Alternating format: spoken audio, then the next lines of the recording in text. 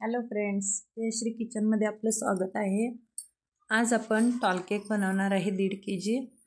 त्यासाठी मी 7 इंचाचे टीन यूज केलेले आहेत आणि 240 ml चा कप घेऊन आपण 3 कप प्रीमिक्स यूज केलेला आहे आणि ह्या दोन्ही स्पॉन्जचे आपण समान 3-3 लेयर कट करून घेऊ। हा पूर्ण व्हिडिओ स्किप करायच्या आधी बघा, कारण मी थोडं सुद्धा स्किप केलेलं नाही। पूर्ण केक पूर्ण दाखवलेला आहे मी, लेयर 6 लेयरला पूर्ण दाखवलेले आहेत मी लावल्यानंतर। आणि आपण आता 3-3 लेयर कट करून घ्या दोन्ही स्पॉन्जचे। एकूण 6 लेयर होणार आहेत आपल्या ह्या टॉल केकचे, त्यामुळे छान असा सुंदर टॉल केक बनणार आहे। हा बटरस्कॉच फ्लेवरमध्ये केक आहे। त्यासाठी मी आता 1 kg चा 10 इंचाचा बेस वापरलेला आहे। त्या बेसला थोडी क्रीम लावून त्यावरती आपण एक स्पॉन्जचा लेयर ठेवून घेऊया। त्यानंतर त्याला शुगर सिरप लावून क्रीम अप्लाय करून घेऊ। क्रीम स्प्रेड झाल्यानंतर त्यावरती बटरस्कॉच फ्लेवरचा आपण क्रश यूज करूया। क्रीम अतिशय कमी प्रमाणात लावलेली आहे मी, कारण टॉल केकला जास्त क्रीम लावलं तर खाताना सुद्धा टेस्ट छान लागणार नाही आणि फार हायटेड केक होऊन जाईल। त्यासाठी मी स्पॉन्ज जास्त यूज केलेला आहे आणि क्रीम एकदम कमी वापरलेली आहे। आता आपण बटरस्कॉच क्रंच यूज करत आहे। थोडा सुद्धा स्किप केलेला नाही आहे हा व्हिडिओ, पूर्ण लेयर मी दाखवलेले आहेत। आता सेकंड लेयरला तो सुद्धा शुगर सिरप लावून क्रीम लावून घेत आहे। त्यानंतर आपण बटरस्कॉच फ्लेवर लावत आहे। त्यानंतर आपण क्रंच सुद्धा यूज करत आहे। त्यानंतर तिसरी लेयर लावलेली आहे आपण। तिसरी लेयर सुद्धा शुगर सिरपनं सोक करून घेत आहे। त्यानंतर पुन्हा क्रीम लावून पुन्हा एकदा ती स्प्रेड करत आहे। ह्या केकला एकदम सोपी डिझाइन आहे, कस्टमरने पाठवलेली। आता बटरस्कॉच क्रश लावून पुन्हा एकदा आपण क्रंच लावून घेऊ।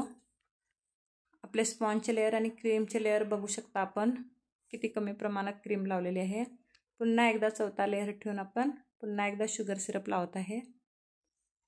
त्यावरती पुन्हा एकदा क्रीम लावत आहे। आपण क्रीम स्प्रेड करत आहे।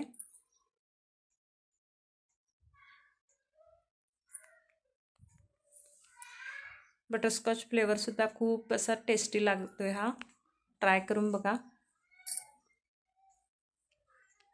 पुन्हा एकदा बटरस्कॉच क्रंच यूज करत आहे मी। त्यानंतर पुन्हा एकदा 5th लेयर लावून पुन्हा एकदा क्रीम अप्लाय केलेली आहे।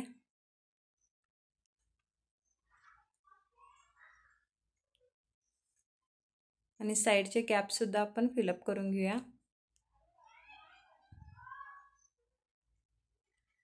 पुन्हा एकदा बटरस्कॉच क्रश लावून पुन्हा एकदा क्रंच यूज करूया आपण।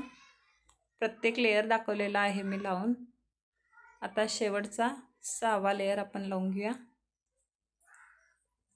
त्यानंतर त्याला सुद्धा पुन्हा एकदा शुगर सिरप लावून साइडचे गॅप आपण फिलअप करून घ्या क्रीमनं। बोर्ड सुद्धा मी क्लीन करून घेतलेला आहे।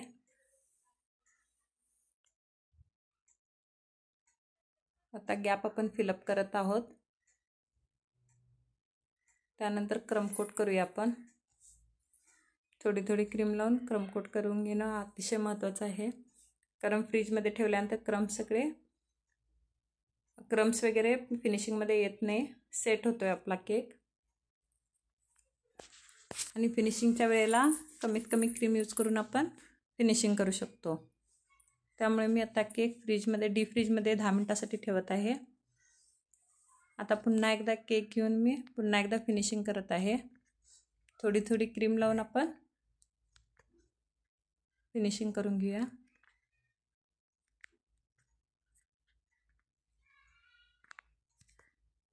आता स्क्रॅपरने आपण साइडून फिनिशिंग करून घेऊया।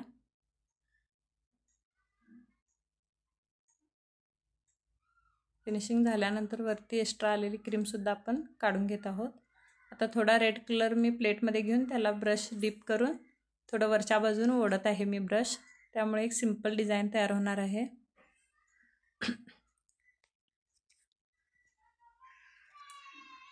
कस्टमरचंच डिमांड आहे ह्या डिझाईनसाठी. छान अशी डिझाईन तयार होत आहे आपली, एकदम इझी.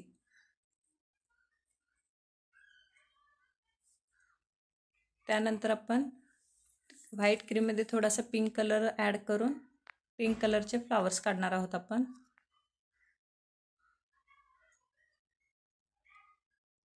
केकच्या खालच्या बाजून 3 फ्लावर्स काढत आहोत आणि वरच्या बाजूला सुद्धा 3 फ्लावर्स काढणार आहे आपण.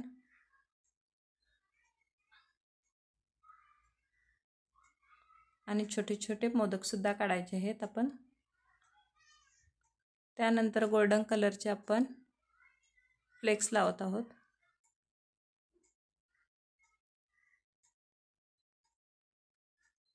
एकदम इझी डिझाईन आहे, ट्राय करून बघा. आणि पिंक कलरचं बटरफ्लाय सुद्धा मी लावत आहे वरती. त्यानंतर आपला केक असा रेडी झालेला आहे. त्याच्यावरती नंतर थोडे स्प्रिंकलर घालून नाव लिहिलेलं आहे. आवडलं असेल तर लाईक शेअर करा. धन्यवाद फ्रेंड्स.